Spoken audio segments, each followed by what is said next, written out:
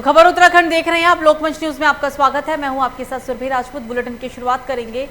सबसे पहले बात करेंगे उत्तराखंड के चमोली की, जहां पिछले साल से ही प्रधान लोग जिस तरह रोज रोज सड़कों पर आंदोलन के लिए बाध्य किए जा रहे हैं और सरकार के द्वारा उनकी कोई सुध नहीं ली जा रही है, तो अब राज्यभर में सरकार के खिलाफ प्रधान संगठनों का आंदोलन और जोर पकड़ता हुआ दिख रहा है।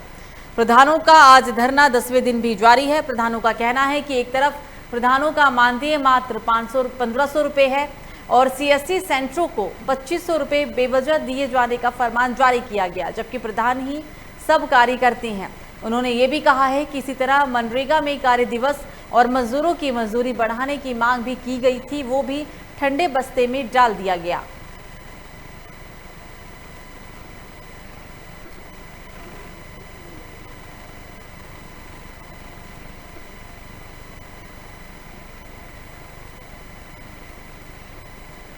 तो उत्तराखंड के चमोली के अंदर 10वें दिन किसान प्रधानों का ये प्रदर्शन आप देख रहे हैं। पिछले साल से ही प्रधान लोग रोज रोज सड़कों पर आंदोलन के लिए बाध्य हो रही हैं। सरकार के द्वारा उनकी कोई भी सुध नहीं ली जा रही है। अब राज्य भर में सरकार के खिलाफ प्रधान संगठनों का आंदोलन और भी जोर पकड़ता हुआ दिख रहा है। 10 जुलाई को प्रदेश प्रधान संगठन के आह्वान पर जैसा कि चलता आ रहा है, आज 9वें दिन में प्रधान संगठन का धरना प्रदर्शन और ब्लॉक तालाबंदी चलती रही और उसके बाद आज हमने प्रदेश सरकार और पंचायती राज मंत्री अरविंद पांडे का पुतला दहन कार्यक्रम किया। और निश्चित तौर पे सरकार यदि अभी भी नहीं जागती है तो हम आने वाले 12 जुलाई को प्रत्येक जनपदों में सिटी ऑफिस घेराव करेंगे और तब भी सरकार नहीं जागती उसके बाद हम पूरे प्रदेश में आंदोलन करेंगे। पिछले साल से लगातार हमारा प्रधान संगठन अपनी 12 सूत्रीय मांगों के लेकर धरने पर है, हड़ताल पर है, लेकिन सरकार के द्वारा हमको आश्वासन दिया गया था कि आपकी मांगों पर विचार किया जाएगा और हमारा आंदोलन पिछले साल समाप्त हुआ था। लेकिन सरकार के द्वारा हमारी एक भी मांग पर कोई विचार न करने के पश्चात हम 1 जुलाई से लगातार अभी आंदोलनरत हैं। इसकी भी संपूर्ण जिम्मेदारी सरकार की होगी और इस पर लगातार प्रधान संगठन अपनी बातों के लिए सरकार से कह रहा है, लेकिन सरकार मानने के लिए तैयार नहीं है। मेरा सरकार से निवेदन है कि आप हमारी मांगों पर जल्द से जल्द विचार करिए, जिससे कि गांव के विकास में कोई भी परेशानी न हो और गांव का विकास लगातार। तो एक और बड़ी खबर चमोली से। बद्रीनाथ राष्ट्रीय राजमार्ग पर देर रात हुई बारिश के चलते कई जगहों पर भरा मलबा। पागल नाला के पास मलबा आने से बंद हुआ है रास्ता। मलबा हटाने का कार्य लगातार जारी। पिंडर घाटी के विद्युत आपूर्ति भी ठप पड़ी हुई है। तो तेज बारिश के कारण सड़कों पर मलबा भरा आया और इस वजह से राष्ट्रीय राजमार्ग पर देर रात बारिश हुई थी। बारिश के चलते कई जगहों पर मलबा भर गया है। नाला के पास मलबा आने की वजह से रास्ता बंद हो गया है। मलबा हटाने का हालांकि कार्य जारी है। पिंडर घाटी के विद्युत आपूर्ति भी मलबे के कारण ठप हो गई।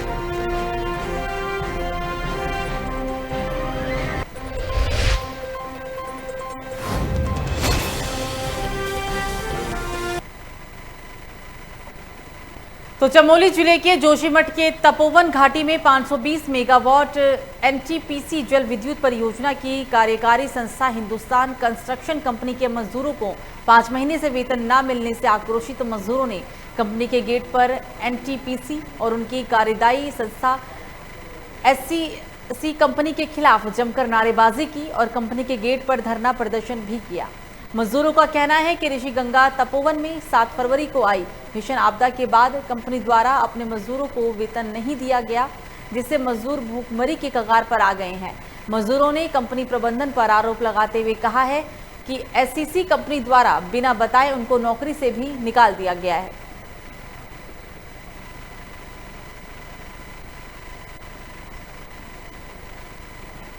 उस दिन से रेस्क्यू में ये वर्कर लगे हुए हैं। लाशों को निकालने में, टनल को खाली करने में यही वर्कर कार्यरत थे और आज 5वां माह बीत जाने पे है। 10 तारीख हो चुकी है।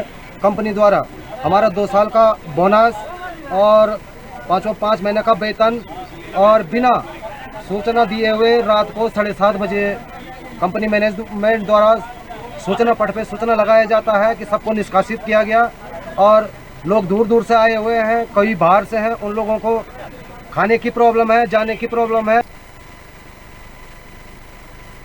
तो इस वक्त की बड़ी खबर हरिद्वार से। उत्तराखंड की राज्यपाल बेबी रानी मौर्य हरिद्वार दौरे पर हैं। Nursing and para medical science, Ayurvedic and अस्पताल और इंजीनियरिंग एंड एंड टेक्नोलॉजी के उद्घाटन कार्यक्रम बतौर वो मुख्य अतिथि शिरकत करने वाली हैं। राज्यपाल के साथ कई अधिकारी भी रहे मौजूद। उत्तराखंड की राज्यपाल बेबी रानी हरिद्वार के दौरे पर nursing and paramedical science, Ayurvedic and hospital और इंजीनियरिंग एंड टेक्नोलॉजी के उद्घाटन कार्यक्रम में वो बतौर मुख्य अतिथि के रूप में शिरकत करने के लिए पहुंची। बता दें आपको, उनके साथ कई अधिकारी भी मौजूद दिखे। ये उस कार्यक्रम की तस्वीर है जब उत्तराखंड की राज्यपाल हरिद्वार में कार्यक्रम में पहुंची थी। कार्यक्रम में वो बतौर मुख्य अतिथि के रूप में उन्होंने शिरकत की थी।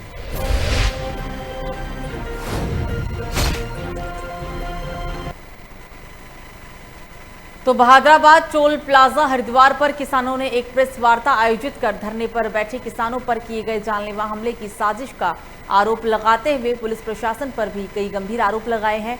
भारतीय किसान यूनियन जिकैत गुलशन रोड राष्ट्रीय अध्यक्ष किसान मोर्चा रामपाल ने कहा है कि जिला अध्यक्ष विजय शास्त्री के नेतृत्व में कृषि कानूनों को वापस लिए जाने के लिए धरने पर बैठे किसानों पर बीती रात 9 जुलाई को तकरीबन 11 बजे लगभग 10 किसान टोल प्लाजा बहादुराबाद पर धरने पे सोए हुए थे। तभी एक ट्रक किसानों की तरफ तेजी से आया और धरना स्थल पर लगे बैरिकेडिंग से जा टकराया। किसानों ने भागकर फिलहाल अपनी जान बचा ली है।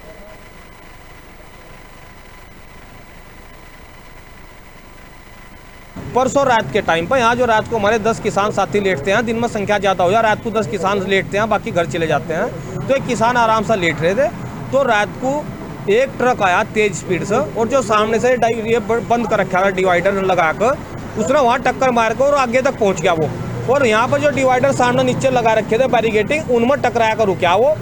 और वो अगर डिवाइडर से न टकराता तो ये जो हमारे 10 किसान यहाँ लेटे हुए थे इन्हें कुचल देता और बहुत बड़ा हादसा हो जाता। अभी तक पर हमारी जानकारी में पुलिस ने कोई मुकदमा दर्ज नहीं किया, जबकि उनके पास सभी वीडियो रिकॉर्डिंग भी है, सब कुछ है। और कितना बड़ा हादसा हो जाता, कितना बड़ा आंदोलन इस देश में खड़ा हो जाता, इस बात को सरकार और प्रशासन हल्के में न ले। इसकी हम बहुत घोर निंदा करते हैं और प्रशासन से निवेदन करते हैं जल्द से जल्द जांच करके इसका दूध का दूध पानी का पानी किया जाए। पुलिस की तरफ से कोई कदम नहीं उठाया गया। और एक बात मैं बता दूं आपको, यहाँ का प्रशासन इसे हल्के में न ले, इनका दिमाग ठीक कर दिया जाएगा। क्या समझ रहे हैं ये किसान यहाँ से ही थोड़ा ही पड़े, ये सूचना हमने वहाँ भी दे दी दिल्ली में, और वहाँ से जो आदेश होगा इनकी बुद्धि ठीक कर दी जाएगी। अभी 2 दिन का इनका समय दे रखा है जिला अध्यक्ष जी ने। इस 2 दिन में अगर ये नहीं कुछ करते तो हम दिखा देंगे ये प्रशासन यहाँ इस सरकार को भी ये कैसे इन किसानों की तरफ को हमला करवा देंगे। कैसे पता नहीं लगा अब तक इस ट्रक का, यहाँ वीडियो कैमरा सब चीज़ है, क्यों लापरवाही कर रहा है प्रशासन यहाँ। और इनका बिल्कुल बुद्धि ठीक कर देंगे, ये बिल्कुल। तो खबर लक्सर से है, जहां लक्सरी निवासी दंपति ने लक्सर के एक नर्सिंग होम के चिकित्सकों पर अपनी बेटी की मौत का जिम्मेदार ठहराते हुए जिलाधिकारी और एसएसपी से शिकायत कर कार्रवाई की मांग की है। आपको बता दें कि लक्सरी निवासी इफ्तिकार ने डीएम एसएसपी के साथ हरिद्वार स्वास्थ्य अधिकारी को शिकायत कर बताया है कि उनकी 17 वर्षीय बेटी शाहजहां के पेट में पिछले कुछ महीने से तकलीफ होने के बाद उन्हें रुड़की के एक डॉक्टर को दिखाया, तो उसने अल्ट्रासाउंड के बाद तत्काल ऑपरेशन की सलाह भी दी। पूरे कोरोना के कारण हरिद्वार रुड़की के अस्पतालों में जगह नहीं मिलने पर उन्होंने उसे खंडजा के एक नर्सिंग होम में भर्ती कराया। इफ्तिकार ने कहा है कि अस्पताल संचालक ने 1,60,000 रुपये लेकर ऑपरेशन करने के बाद शाहजहां को ठीक बताकर घर भी भेज दिया, पर 3 दिन बाद शाहजहां की फिर तबीयत खराब हो गई। परिजनों ने दोबारा नर्सिंग होम में दिखाया तो उसने कहीं बाहर जाने की सलाह दी। अली सर की वजह से हमारी लड़की की जान गई, मैं तो यही कहूँ गई उनकी वजह से। उन्होंने एक दफ़ा भी उन्होंने कहा तुम्हारी लड़की की यो कमी अपने शरीर में कोई कमी निकाल ली। उन्होंने 40 दिन तक हमारी लौंडा घुमाई रखी, फिर ज़बरदस्ती लाए हम निकाल के वहाँ से, फिर वहाँ लेके गए, वहाँ भी मना कर दी, फिर हम पीजे ले गए, वहाँ हमारी लड़की की मौत हो गई। तो पूरे प्रश्न को लेकर हम जिलाधिकारी ऑफिस गए, हमने वहाँ शिकायत करी और मुख्य चिकित्सा अधिकारी सीओम ऑफिस में हमने शिकायत करी और एसएसपी साहब के यहाँ हमने शिकायत करी।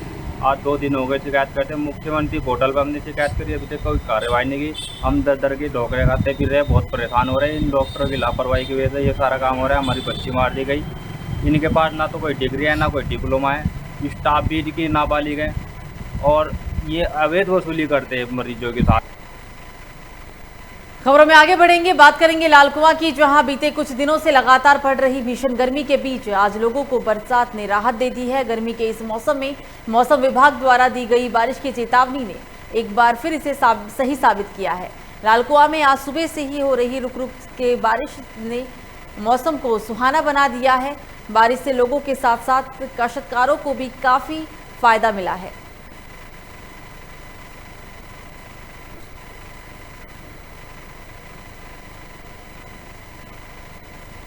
लगभग 3 हफ्ते के बाद में लाल कुआं में बड़ी मुश्किलों से आज बारिश हुई है और वॉकिंग जाते समय हम वापसी में जब आ रहे हैं तो खूब झमाझम बारिश हो रही है और बारिश का बहुत ही आनंद आ रहा है और इससे बहुत ही राहत मिलेगी। बारिश से एक तो फसलों को जो अभी धान वगैरह लग रहा है उनमें भी बहुत फ़ायदा होगा और लोगों को स्वास्थ्य में बारिश से ठंडक पहुंचेगी, शरीर में ठंडक पहुंचेगी, मौसम में एटमॉस्फेयर में ठंडक पहुंचेगी और बहुत ही आनंदमय मौसम हो रहा है इस समय।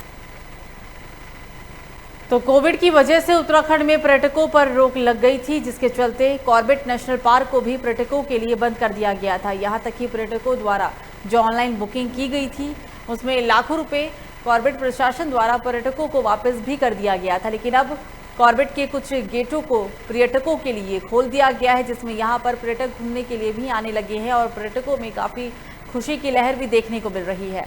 कॉर्बेट पार्क में घूमने आने वाले पर्यटकों और साथ ही नैनीताल जाने वाले पर्यटकों को अपना RT-PCR रैपिड टेस्ट करवाना अनिवार्य होगा। कॉर्बेट पार्क पर आने वाले पर्यटकों और यहाँ के जंगली जानवरों की सुरक्षा को देखते हुए कैमरे भी लगाए गए हैं, जो एक बार में लगभग 5 किलोमीटर दूर तक कवरेज कर सकते हैं। कॉर्बेट टाइगर रिजर्व में लॉकडाउन के बाद ढेला जोन और झिरना जोन और गर्जिया जोन खुले हुए हैं। ढेला जोन और झिरना जोन हमेशा खुला रहता है, बारिश अधिकतर रहती तो बंद रहता है और लॉकडाउन के बाद नियमों के तहत प्रक्रिया चल रही है और चेकिंग और रिपोर्ट के बाद ही एंट्री दी जाए। काफ़ी अच्छा लगा इतने दिनों बाद जंगल की हवा खा के और नेचर का मज़ा अच्छा है। बाकी जानवर अभी कम दिखे, इतना नहीं था बिकॉज गर्मी भी बहुत है, बट वेदर बहुत अच्छा लगा। बट कोविड को लेके यहाँ पे है किस तरह का किया जा रहा है? कोविड को लेके हर जगह सतर्की है, बल्कि हम अंदर गए तो किसी ने नीचे भी नहीं उतरने दिया है और मास्क के बिना कोई अंदर नहीं जा रहा है। एंट्री के टाइम भी हर समय वो नाम भी पूछ रहे हैं, everything is taken care of, so it's good. Like खबरों में आगे बढ़ेंगे और अब बात करेंगे उत्तराखंड के टिहरी की, जहां पुलिस द्वारा फिर से अपनी कार्यकुशलता का परिचय देते हुए अनसुलझी हत्या की गुत्थी को सुलझाकर अभियुक्तों वीरेंद्र सिंह पवार उर्फ विपिन पवार पुत्र लक्ष्मीचंद्र पवार, ग्राम कपथाना लामरीधार थाना डिंडोलखाल, जिसकी उम्र लगभग 28 वर्ष बताई जा रही है, उसे पुलिस ने गिरफ्तार किया है। वरिष्ठ पुलिस अधीक्षक तृप्ति भट्ट ने कहा है कि जिले के थाना डिंडोला खाल क्षेत्र का है ये पूरा मामला, जहां पर ग्राम काफुलधार पच्ची लामरीधार गांव में 75 वर्षीय वृद्ध महिला श्रीमती वामा देवी पत्नी स्वर्गीय श्री कलम सिंह पवार का मृत शरीर चोटिल अवस्था में 18 जून को उनके ही मकान में मिला था, जिसके बाद पूरे इलाके में सनसनी भी फैल गई थी। लगभग 75 वर्ष जिनकी उम्र है, उनका जो शरीर है वो मिला था उनके जो घर से ठीक नीचे 20 से 25 मीटर नीचे एक खेत थे, जिसमें वो लाश दबी हुई मिली थी, आधी दबी हुई हालत में मिली थी। इस पर पुलिस द्वारा मुकदमा दर्ज किया गया था। जो मृतका है उनकी 2 बेटियां हैं, दोनों शादीशुदा हैं, उनके द्वारा ये FIR लिखवाई गई थी। और जो ये घटनास्थल है वैसे राजस्व क्षेत्र में पड़ता है, परंतु पुलिस ने प्रोएक्टिवली इसमें हत्या का अभियोग पंजीकृत करके काफ़ी टेक्निकल इसमें पूरी इन्वेस्टिगेशन करी है। फॉरेंसिक इसमें हमने एविडेंसेस जुटाए हैं, अभियुक्त की निशानदेही पे कुछ हमने सबूत बरामद किए हैं। इसके अलावा मुखबिरी के माध्यम से भी कई सूचनाएं जांच पड़ताल हमने मैनुअली भी करी है और टेक्निकल एविडेंसेस, फॉरेंसिक एविडेंसेस, अभियुक्त की निशानदेही और ऐसे कई घटनाक्रम की गहन जांच पड़ताल के बाद हमने इस अभियुक्त को गिरफ्तार किया है। तो जहां कोरोना को लेकर सरकार और विशेषज्ञ तीसरी लहर की चेतावनी दे रहे हैं, तो वहीं दूसरी ओर उत्तराखंड के टिहरी जिले में भारी संख्या में पर्यटकों की आवाजाही को लेकर टिहरी जिला प्रशासन ने नई SOP जारी करके आदेश भी दे दिए हैं। जो भी पर्यटक अब टिहरी जिले के धोनटी, कैंपटी फॉल, टिहरी झील व अन्य पर्यटक स्थलों पर आ रहे हैं, वो अपने साथ RT-PCR की नेगेटिव रिपोर्ट लेकर आएं, जो 72 घंटे के अंदर की हो, वरना टिहरी जिले के पर्यटक स्थलों पर न आए, ये कहा गया है इस SOP में। कोरोना की थर्ड वेव के बचाव के लिए जिलाधिकारी महोदय द्वारा इसमें SOP जारी कर दी गई है पूरे पर्यटक स्थलों में, और केवल 50% पर्यटकों को ही उसमें आने की इजाज़त है। और जैसे कैंपटी में बहुत भीड़ बढ़ रही थी और जो अदर टूरिस्ट प्लेस हैं हमारे, उन जगहों पर जिलाधिकारी महोदय द्वारा पुलिस के माध्यम से बैरियर लगा के केवल 50% ही टूरिस्टों को उस एरिया में जाने की इजाज़त है। और रेंडम सैम्पलिंग हो गया, मास्क पहनना हो गया, इसके अलावा सैनिटाइज़र का प्रयोग करना, इसके लिए अवेयरनेस किया जा रहा है। टिहरी गढ़वाल में कुल 13 चेक पोस्ट स्थापित किए गए और जो भी पर्यटक हमारे जनपद में प्रवेश कर रहे हैं वो नेगेटिव RT-PCR रिपोर्ट लेने के बाद ही प्रवेश कर रहे हैं। और केम्प्टी फॉल में कुछ भीड़ की शिकायतें सामने आ रही थी, तो प्रशासन की तरफ से 50 पर्यटकों की अपर लिमिट इसमें लगाई जा चुकी है और 50 से अधिक पर्यटक एक बार में केम्प्टी फॉल में प्रवेश नहीं ले पाएंगे और आधे घंटे की अवधि के लिए ये प्रवेश अनुमन्य होगा। आधे घंटे के बाद हूटर के माध्यम से उन सभी को इवैक्यूएट किया जाएगा, उसके बाद फिर नेक्स्ट बैच वहाँ पे प्रवेश करके स्नान कर पाएगा। इस व्यवस्था से सामाजिक दूरी का पालन करना आसान होगा और भीड़ भाड़ के संक्रमण से हम बचाव पाने में सफलता प्राप्त कर सकते हैं। तो इस बीच लक्सर से एक बड़ी खबर सामने आ रही है। पुलिस कसेगी डीजे संचालकों पर शिकंजा, संचालकों पर की जाएगी बड़ी कार्रवाई। लक्सर में बिना परमिशन के डीजे बजाया तो होगी डीजे को सील कर दिया जाएगा। लक्सर पुलिस ने समस्त डीजे संचालकों को नोटिस भी भेज दिया है। पिछले एक दशक से शादी का दूसरी पार्टियों में डीजे बजाने का प्रचलन बढ़ा है और इसी को देखते हुए पुलिस प्रशासन की तरफ से ये बड़ा फैसला लिया गया। अब लक्सर के अंदर अगर बिना परमिशन डीजे बजाया गया तो डीजे को सील कर दिया जाएगा और डीजे संचालक पर भी कार्रवाई की जाएगी।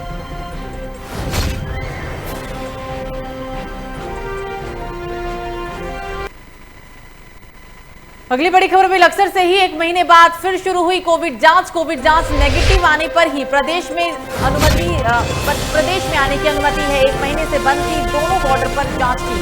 यात्रियों को वापस भेजा जा रहा था। बॉर्डर पर यात्रियों को कोविड-19 जांच और होटल पर भी रजिस्ट्रेशन के साथ होटल बुकिंग संबंधी दस्तावेज भी दिखाना होगा।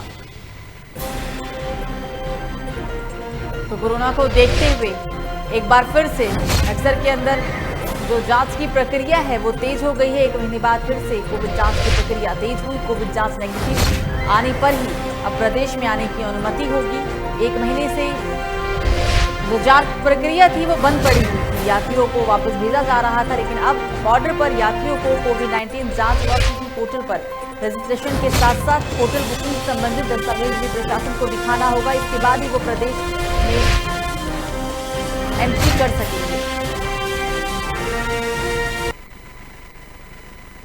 तो रुद्रपुर में शुक्रवार को FCI गोदाम के पास झाड़ियों में मिले युवक के शव के बाद युवक के परिजनों ने हत्या की आशंका जताई थी। युवक के शव की पहचान रुद्रपुर के खेड़ा निवासी इमरान के रूप में की गई थी। परिजनों का कहना है कि उनके बेटे की पीट कर निर्मम हत्या कर दी गई, जिसके बाद पुलिस ने मृतक के शव को कब्जे में लेकर पोस्टमार्टम के लिए भेज दिया था और पूरे मामले की भी जाँच पुलिस कर रही थी। इसी बीच सोशल मीडिया पर एक वीडियो जमकर वायरल हो रहा था, जिसमें युवक इमरान खान की कुछ लोग पिटाई करते हुए नजर आते हैं। बताया जा रहा है कि युवक इमरान पर चोरी का आरोप लगाया गया, जिसके बाद कुछ लोग उसे पीटते हुए भी नजर आए। पिटाई के बाद इमरान की मौत हो गई। पुलिस ने इमरान के परिजनों की तहरीर के आधार पर ही आरोपियों के खिलाफ IPC की धारा 302 के तहत मुकदमा दर्ज कर लिया और पूरी जांच पड़ताल शुरू कर दी है। FCI के पास एक युवक की हमें मृत अवस्था में उसकी बॉडी मिली थी और ये जानकारी हुई कि वो उस पर एलिगेशन लगा था चोरी का, और उस वजह से कुछ गार्ड और कुछ FCI के कुछ गार्ड और कुछ ड्राइवर्स ने उसकी पिटाई करी थी। ये मामला पूरा संज्ञान में आया है, जिसको मामले को दर्ज कर लिया गया है मर्डर की धारा में और अग्रिम कार्रवाई की जा रही है। जो भी तथ्य आएंगे उसके आधार पर अग्रिम कार्रवाई की जाएगी। तो विकासनगर विधानसभा क्षेत्र में आज विकासनगर विधायक श्री मुन्ना सिंह चौहान ने 48 करोड़ 90 लाख रुपए की विकासनगर के जीवनगढ़ क्षेत्र में अर्धनगरीय पेयजल योजनाओं का शिलान्यास किया। इस पेयजल योजना से लाइव जीवन क्षेत्र के गोकुलवाला, पृथ्वीपुर, भोजावाला, मेहूवाला, अंबाड़ी, बादामवाला लाइन जीवनगढ़ क्षेत्र में निवासियों की पेयजल समस्या निवारण के लिए 7 पेयजल टैंक भी बनाए जाएंगे। आज छोटूवाला गांव में 48 करोड़ 90 लाख रुपए लागत की पेयजल योजनाओं का शिलान्यास करते हुए विकासनगर विधायक श्री मुन्ना सिंह चौहान ने कहा है कि पेयजल योजनाओं के बन जाने से क्षेत्र में आज से 3 साल तक जो भी आबादी बढ़ेगी, क्षेत्र के लोग पेयजल योजनाओं से लाभान्वित होंगे। पेयजल योजनाओं के उद्घाटन पर जल संस्थान अधिशासी अभियंता श्री KP सिंह, विभाग के अधिकारियों के साथ गणमान्य नागरिक भी मौजूद रहे। उनका ये भी कहना है कि जिस प्रकार से विकासनगर में पानी की समस्या बनी रहती है, आए दिन लोगों को जल संस्थान के द्वारा टैंकरों से पानी की आपूर्ति कराई जाती थी, उससे भी अब निजात मिल सकेगा। पाइपलाइन को रिऑर्गेनाइज होना है और इसके अंदर आने वाले 30 वर्षों की पेयजल की आवश्यकता को देखते हुए आने वाले 30 वर्षों उस हिसाब से इस योजना को डिज़ाइन किया गया। टर्मिनल प्रेशर भी 12 मीटर का होगा। 12 मीटर का मतलब ये समझ ले चौथे 5वें मंजिल पर पानी पहुंचना। तो फिलहाल बुलेटिन में मुझे दीजिए इजाजत। लोकमंच न्यूज़ पर खबरों का सिलसिला जारी रहेगा। नमस्कार।